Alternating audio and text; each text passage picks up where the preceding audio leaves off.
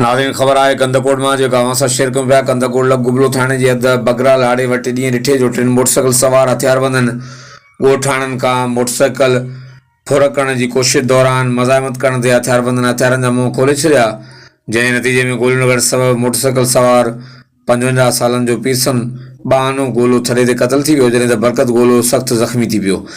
अहिड़ो इतला थाणे तिरण वियो। पुलिस ऐं ॻोठाणा हथियारबंदनि जे पोयां वियल आहिनि। पुलिस वाक़े वारे हंधि पहुची लाश ऐं ज़ख़्मी खे बख्शापुर अस्पताल मुंतक़िल कयो, जिते पोस्टमार्टम बाद लाश वारसनि हवाले कयो वियो। लाश घर पहुचण ते कोराम मची वियो। और राब्तो करण ते एसएचओ गुबलो साहब जागियाणी ॿुधायो त क़तल बाबति असांखे इतला मिलियो आहे। गुबलो थाणे जे ॻाढ़े मोरी वटि पीरसन क़तल थियो आहे। गोला बिरादरी जे ॿिनि धुरनि में पुराणो तकरार पिणु हलंदड़ आहे।